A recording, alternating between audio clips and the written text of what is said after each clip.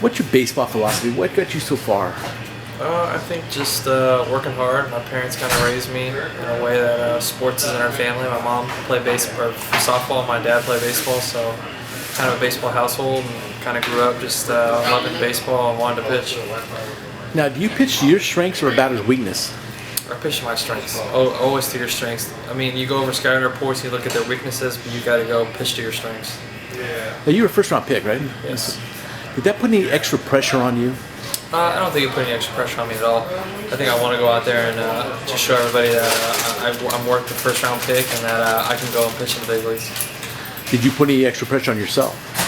No, not at the time. I just kind of want to prove people wrong and just show them that I thought I should have been drafted a lot higher than 40th overall. And a lot of teams skipped over me, so that was kind of what fueled my fire. And in the major leagues, they always talk about first-round draft picks, and a lot of them obviously make it the major leagues.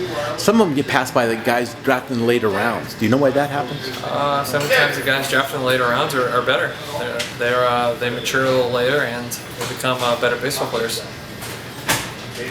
Now, spring training, when you get to spring training, every team trades for more guys. They bring in more guys to compete with you.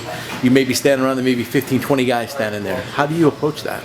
I approach it by just going about your business and taking it day by day and only worrying about yourself and not what anybody else is doing. Now, baseball's injuries, ups and downs, failure, they call it a failure sport. Has there been a time yet that you wanted to quit baseball? No, I've never wanted to quit baseball. I mean, I get to play a game that I love, and it's a kid's game, and I get paid to do it, so I'm never going to quit that. But I've had times where I'm frustrated with the failure that I've had, and this year hasn't been the year that I've wanted, but I think it's all going to work out in the end. What are some things about pro sports you learned the hard way that nobody told you about? Just the travel, and just the late nights. Everything is just kind of a lot different than you realize. Now, once you sign a pro contract, you're a professional baseball player, obviously. Was there a point in your life, a moment that you said, hey, I'm going to play professional baseball? Yeah, when I got drafted, I think is when I wanted to become a professional baseball player. And basically, I kind of made my mind up out of high school when I signed that this is what I want to do with my life, and this is what I want to pursue.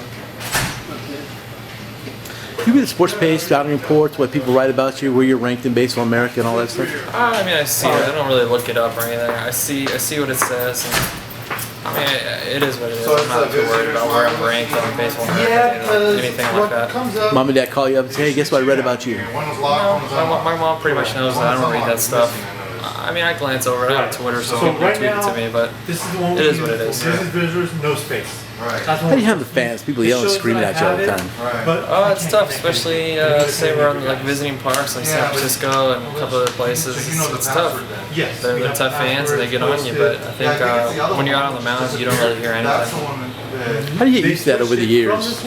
To that one. Just how do you get used to that over the years, just to drown that out? Just by you're in the zone. I don't really notice it when I'm pitching. In the stands, I hear it, but when I'm pitching, if I can hear some guy heckling me, then I'm not in the zone, and you know it's not going to be a good day.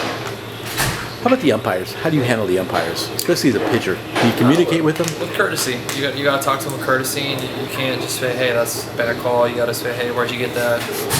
Just kind of treat them how you would treat someone that you're working with. Say one of your bosses or a business partner. You can't really just go out there and be like, hey, you messed that up. You got to talk to them like someone that has some sort of power. What would you tell a high school kid if he came up and asked you about professional baseball? Only sign if you think you're mature enough and ready to play. Because it's tough coming out of high school when you're 17. It's a culture shock, and you got to learn how to live on your own and really be self-sufficient.